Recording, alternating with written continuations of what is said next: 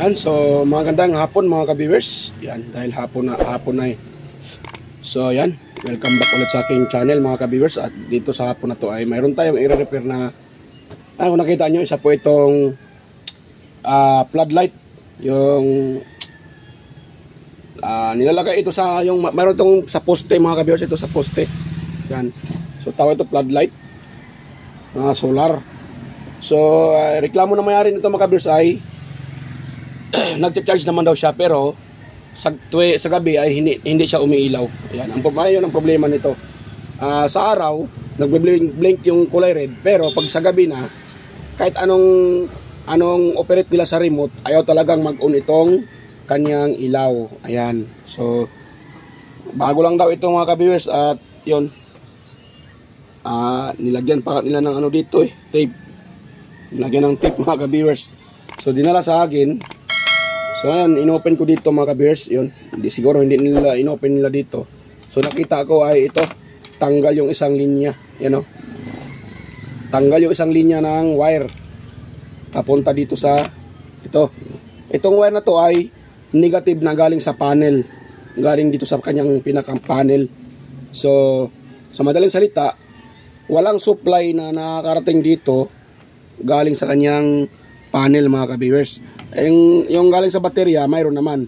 Pero paano kung nalubat na nga yan at wala nang laman yung baterya, so hindi talaga iilaw ito. Ayan. So ang nangyayari, nagbi-blink lang ito pag sa araw dahil nga yung panel ay intact naman. So nagbibigay naman sana siguro na supply yung pinaka-panel. Ang problema lang talaga nito, ito, tanggal yung isang wire nito. Itong wire ng negative na galing sa kanyang panel, natanggal. Kaya walang supply na nakakarating dito sa pinaka mainboard sana, na yun ay magbibigay ng supply papunta din sa ating baterya. Ayan. So wala, kaya ang nangyayari, hindi ito na supplyan ng voltahe, kaya wala din siyang laman yung pinaka baterya. Kaya pag sa gabi, kahit anong on nila sa remote, ay hindi talaga mag-on yan dahil nga ay wala ngang laman yung pinaka baterya at hindi na supplyan ng voltahe. So ito yung ating i-repair ngayon mga kabers, at madali lang naman yan, hihinangin lang yan. So pag mayroon kayong ganito, kahit hindi ganito mga kabers, basta yung mga solar lights na nilalagay natin sa labas. Pag mayroon kayong ganito na mga solar at sa umaga mag-iilaw naman siya. Ito mga kabers, kunting tip ko lang ito, kunting tips ko sa mga baguhan pa lang nagre-repair, na nag-start pa lang sa pagre-repair na katulad ko. So kunting tip ko lang din sa inyo mga kabers, simpleng tips ito mga kabers. Or kahit hindi man kayo technician at mahilig kayo sa pagbutingting, yan, mahilig kayo sa pagkukumpuni, or gusto nyong mahilig sa pagkukumpuni at mayroon kayong solar na ganito yung problema, pag sa araw umiilaw, nagbi-blink yung kulay red, pero pag sa gabi, kahit anong operate nyo sa remote ay hindi umiilaw, hindi umilaw yung itong kanyang pinaka LED lights, itong pinaka ilaw niya, hindi gumagana. Ibig sabihin, may tendency na ganito yung problema. Tanggal yung isang wire galing sa ating panel. Yan, mga ka-viewers. Maaaring natanggal yan. Ito kasi, ito sa kabila, panel na niya. So, nito lang yung panel. Katulad nung yung pa-square din na nilalagay sa loob ng bahay yung pinaka ilaw, at sa labas naman yung panel. Yun, separate yun. Minsan din yung ganon, doon nagka-problema sa kanyang connector. Ito naman, wala tong connector eh. Nakadirekta to dito sa ilalim mga ka-viewers, nakadirekta. Kaya pag mayroon kayong ganito na klaseng ilaw, yung tinatawag nila na floodlight, na para sa poste nilalagay, yan. So, pag hindi umiilaw sa gabi, sa araw naman magbe-blink. So, ito yung i-open nyo muna, tingnan nyo. Baka katulad nito natanggal yung pinaka-wire sa kanyang, kahit saan dyan, positive man o sa negative matanggal, hindi talaga magsa-charge yan mga ka-viewers. So, simpleng sira, pero malaking impact ito pag tayo po ay walang kunting kaalaman tungkol sa pagre-repair. So kung mayroon naman kayong screwdriver dyan sa inyo, at kailangan mga kabers, kung ganito yung problema, hindi naman pwedeng idikit nyo yan. Kasi mayroon kasi akong mga customer dito, ang ginagawa nila, dinidikit nila ng pangdikit, ay hindi pwede. Mas lalong hindi magkukontak yan pag idikit nyo yan siya. Kailangan nyo talagang hinangin. So mura lang naman yung mga soldering iron na ganito. Ito, mura lang naman itong mga ka-viewers. Itong bili ko na sa ganito ay 300 plus. Meron din tag 100 plus, mga mura lang. So kahit yun lang yung bilhin nyo, basta ang importante, original yung inyong original yung inyong soldering lead. Kasi pag piki yung soldering lead nyo, ay hindi din kayo makakapagsolda dahil hindi kakapit yon. So kailangan nyo ng original na soldering lead, mga ka-viewers. Yun. So ganito lang gagawin natin dyan. So soldahin natin uli yan, mga ka-viewers. Yan lang po yung ating excuse po. Ay, masakit yung mga ka-viewers. So yan na po ang ating first move. Tara natin ito susoldahin. Ang problema din, hindi ko ito maitis dahil wala akong remote na dala. Yung remote na may-ari hindi dinala yung remote nito. So try ko na lang yung aking remote dyan kung gagana dito.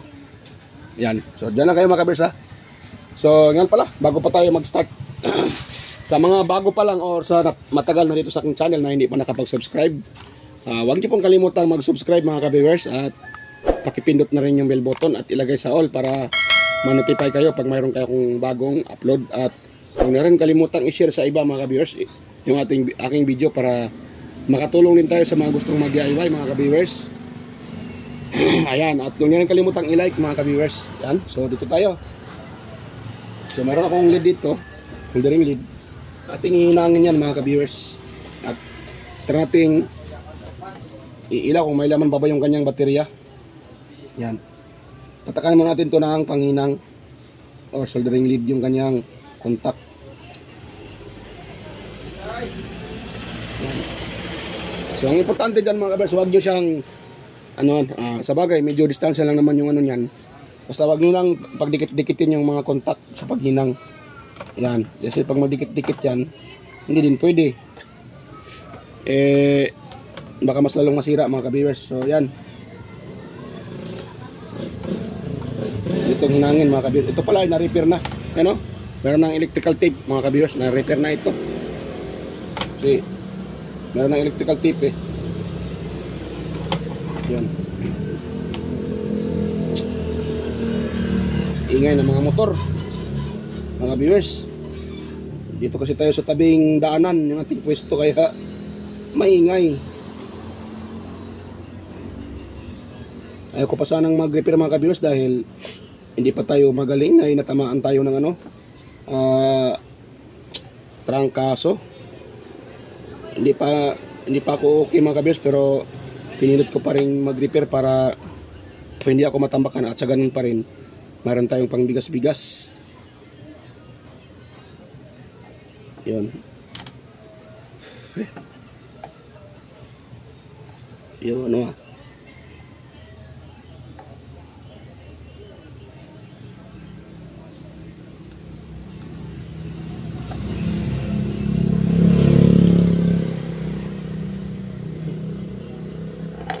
buwang na.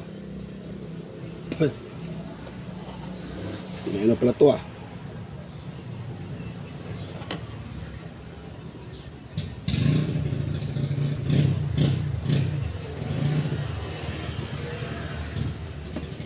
May nakarikit na mga glue stick, mga ka-viewers. Kasi po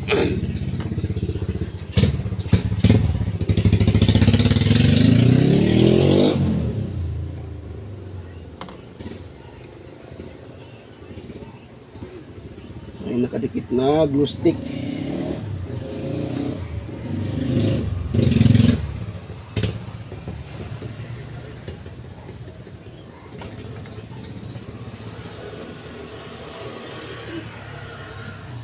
Yan, so yung aking pang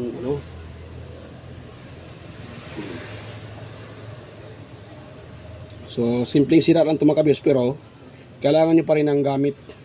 Dahil pag wala kayong soldering iron at saka soldering lead, so hindi nyo ito mapadikit. Hindi naman ito pwedeng idikit nyo ng pangdikit dahil mas lalo siyang mawala ng contact. So kailangan talagang isolda. Yun ang proper na pag-repair nito, mga ka-viewers.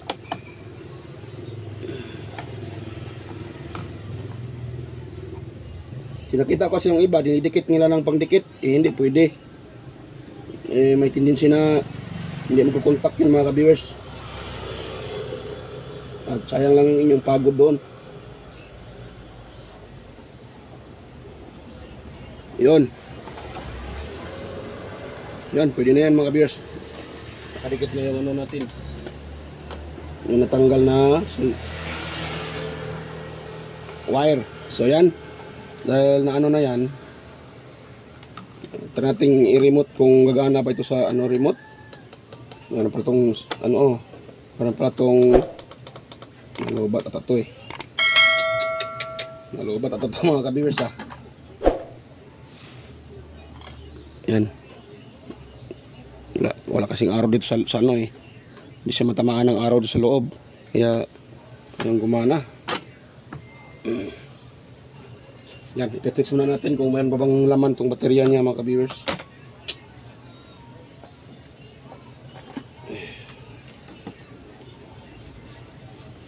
Yan. Yun. Test natin yung baterya kung mayroong laman. Sabi yung baterya na ito, itong dalawang to, na nakalagay na B+ at saka B positive. Ito B+.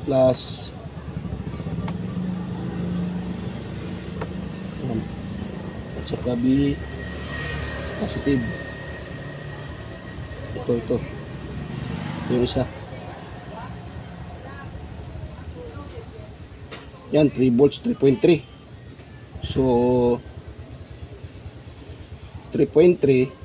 Ito kasi ay 3.2 mga ka-viewers, dahil ito ay hindi to siya, ito po ay ano bang tawag dyan, kalimutan ko, sa bibig ko lang. Ang minimal voltage kasi nito ay 3.2 mga ka-viewers. Yan. Ito kasi ay live PO4 battery mga ka-viewers. Yan, live PO4 battery ito. Hindi po ito 3.7 na lithium ion. Ito ay tinatawag na lithium phosphate, yung live PO4 battery. Kaya yung kanyang minimal voltage ay nasa mga 3.2 lang mga ka-viewers, minimal. Pag ito naman na full charge ay 3.5 ata, 3.4. Ito 3.3, so mayroon pa siyang karga mga ka-viewers. Ano kung nakita nyo, 3.3. Ay kagwang, hindi pala kita. Salita pala ako, hindi pala kita yung aking tinitest. Ayan o, 3.3 volts DC. So ibig sabihin may laman pa yung baterya. So pwede siguro natin yung i-try sa remote. Kuha muna ako ng remote mga ka-viewers. Yung remote ko ay nandito sa makagagana ito dyan.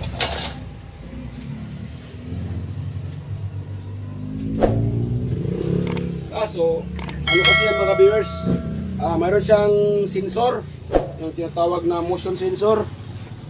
Tingin ko baka hindi gagana yan dito sa aking remote. Ito yung remote ko ito remote ko ito sa ano ko, sa solar ko na DIY mga ka-viewers.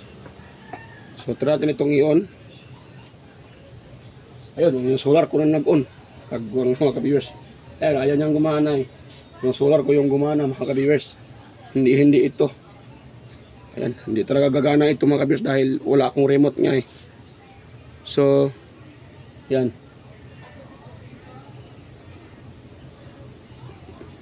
Takpan na natin itong ano niya, yung tela. Kung gagana ito. At kaya kung ito. Nahirapan akong itis ito meron akong tela dito mga ka-viewers. So, try ko siyang takpan ng tela.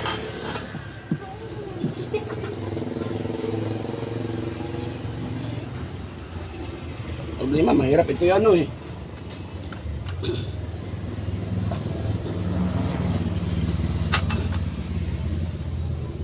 Pag wala kang remote talaga nito, mahirapan kang ito mga kabers, i-test. Lalo na mayroon siyang sensor.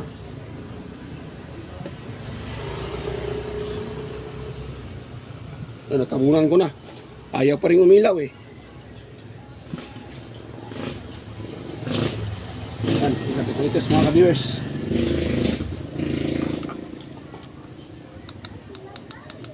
Yan ayang umilaw. On off. Ayun yung umilaw.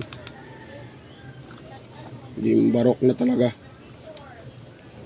So wala namang ibang natanggal dito. Bukod sa itong isang linya natanggal. Yung hininang ko.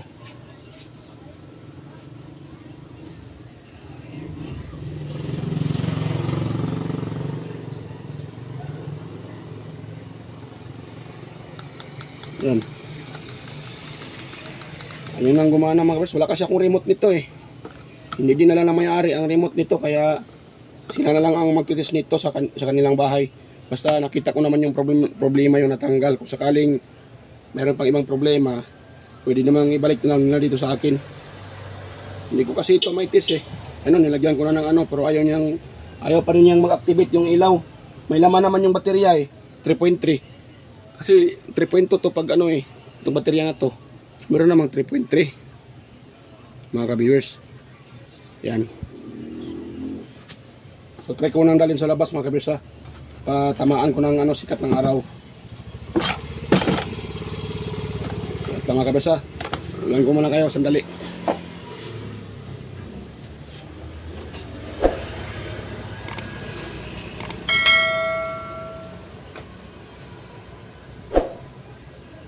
Yung ano, hindi na biblink-blink yung kanyang itong ilaw sa lalim na pula. At tatamaan naman siya ng araw, ng sikat ng araw. So hindi siya nabiblink-blink. So wait lang mga kabers, i-post ko muna. Hanapin ko muna yung pinakaminsira nito para hindi nahaba tong video natin. Ayun mga ka-viewers, at binaklas ko na yung pinaka-board niya. So dito nakita ko mga ka-viewers ay grabe na ang ano nito mga ka-viewers, ang problema nito. Kaya pala hindi nakakapasok yung ano, yung supply galing sa panel papunta dito sa board or papunta sa baterya dahil ito. Yan oh. Sabog yung regulator. Itong isa, yung isa umangat na rin oh. Ito. Umangat na rin itong isang regulator eh, you know. So itong isa, yan oh, sunog. Pati yung itong maliit na SMD na damay. So sunog yan. Yan, nasunog yan mga viewers. Sunog na yung regulator. At itong isang ano na to, umitim na rin at pasira na rin ito. Wala na to mga viewers pag ganito yung problema. Nagputukan yung mga regulator nya. Ayan o. Oh. Hindi pala kita. Yan o. Ay, mag-focus tong cellphone na to ah.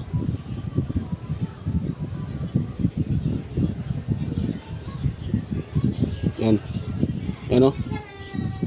Sabog na sabog yung regulator. So sunog. Ito isa malapit na rin dahil umangat na. So ala na to mga kabis pag ganito. Yan. Sa board na talaga ang may problema. Wala naman tayo makukuha ng ganito na klase na regulator dahil wala rin akong stock na board ng ganito. So ang mangyayari nito ngayon mga ka-viewers ay pa-orderin ko na lang sa may-ari ng ganitong board kung papayag siya. Kung hindi, wala tayong magagawa nito. So yan, medyo failure tayo dito sa pagre-repair nito. Kung papayag tong may-ari nito mga ka-viewers ay okay yung repair ko, pero pag hindi, wala tayong magagawa. So yan, hanggang dito na lang po yung video na to mga ka-viewers dahil medyo mahirap na itong i-repair dahil pumutok na yung kanyang regulator eh. Marami nang nadamay nito pag ganito yung pumutok yung regulator. Meron nang sumabog yung SMD capacitor, pati regulator sumabog din. Umangat na rin yung ibang pisa. Ito umangat na rin yung isa eh. Umitim na nga din to eh. Yan o, umitim na yung contact sa isang regulator din. So wala na to. Hirap na itong i-revive tong board na to mga viewers. So ang solusyon nito, palitan ng ganitong klaseng board. Mayroon namang mabibili sa online ng ganito. So yan, hanggang dito na lang at proceed na lang ako sa pagre-repair ng iba dahil marami pa tayong dapat i-repair. Yan o. Mayroon tayong rice cooker dyan. Speaker. Yan, yung dryer na yan. Mayroon pa sa labas isang electric pan. So yung TV kanina nakuha na. Yan, so doon na muna ako mag-proceed sa iba. Ito, ano ko na to, sabihin ko na sa may-ari na hindi na pwedeng i-revive yung board, kailangan ng palitan. So yan, hanggang dito lang po mga kabers at sana po mayroon kayong nakuha ang kunting idea at yan, So, shout out mga ka-viewers. At mega love shout out pala kay Sir John Santiano, Sir Alex Paroni. Ayan, mega love shout out kay sino yun? Mga ka-viewers Sir Alex Paroni. Sino pa yung iba? Si Sir, hirap pagulang listahan mga ka-viewers natin, ma-memorize. Sir Ryan De Leon, mega love shout out. Florindo Isidro, John T. Mercado Jr., ayan, Florindo Isidro, Manuel Madukon, Ferdinand Lopez, Edgar Do Jr. Dato Talavera, Edgar Dison, Edgar Macam, Vicente Biboso Bandiquillo, Fernando Macasiano ng Jimmy Cavite, Beljan Calderon, Ferde Ronquillo, Emerald Quillosa, Cesar Plistado, Anastasio Certisa Darmin, Chris Legitimas, Jeffrey Nobilias, Damaso Ramos, Baltasar Jorpo, Pram Baladyang Valencia Bohol, Roldan Mendoza, Ronnie Halipa, mega love shout out sir Ronnie Halipa, at kay ano din kay Kenneth Cañete, Nonoy Valles from Tansa Cavite, Liberato Punda, Noel De Guzman, Leo Pagaduan, yan ang Nueva Ecija. So mega love shout out sa iyo sir Leo Pagaduan ng Nueva Ecija, or Janine Pagaduan, yan ang Nueva Ecija. At yan, at shout out din sa aking mga kapwa katik vloggers. Shout out kay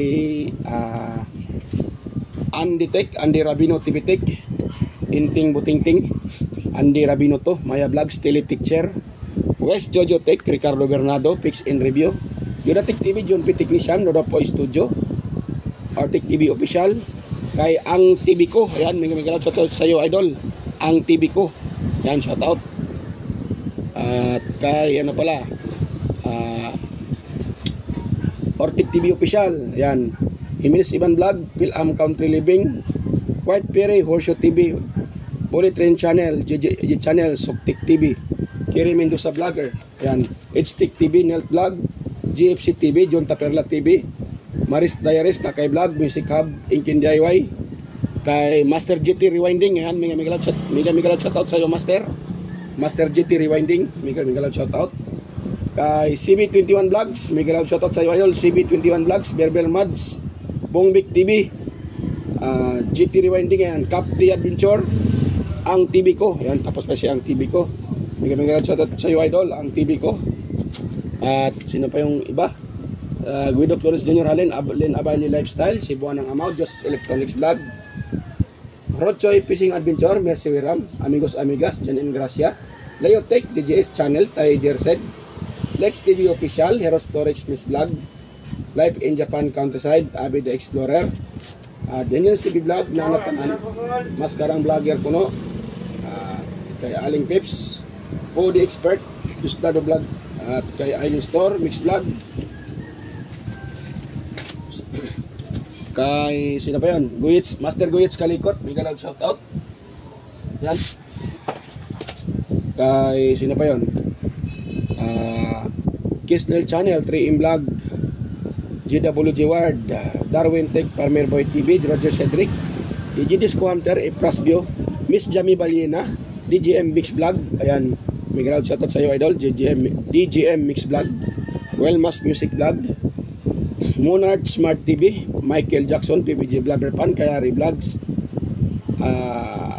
Kakaaro Vlog, Linel Jai Jubudison, Anaerobic Channel, Danny TV Vlogs, Brother Joey Music, Simply Sim, Rickman Vlog, Wild Balls na Bulastog.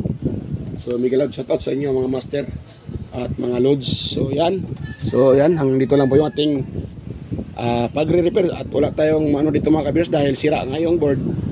Ayan. So medyo ano tayo dito. So, wala tayong magawa dahil board na ang magka-problema eh. So yan, kailangan na itong palitan ng manibagong board. Dahil sa tingin ko dahil natanggal itong hinang, may shorted ito dito mga kabiyers. Marami itong shorted at na uminit yung board, nalusaw yung hinang kaya natanggal. Yan. Mahirap na kasing ibalik itong ganito kaliit na regulator eh. No, natanggal oh. Ito mga kabiyers. So yan. Hanggang dito lang po mga kabiyers at sana po mayroon kayong alam nga pala. Wala kayong nakuha ditong kunting idea. Hindi natin na-repair ito eh. Kasi po hindi natin ito na-repair eh. So pasensya na mga ka-viewers. So kailangan ko muna tanungin yung may-ari kung ipaparepair pa niya ito. Kung ipaparepair, so magkakaroon na tayo ng part 2 sa video na to. So ayan, hanggang dito lang po at bye-bye mga ka-viewers. Kita-kita tayo ulit sa aking next na mga upload. Bye-bye po mga ka-viewers.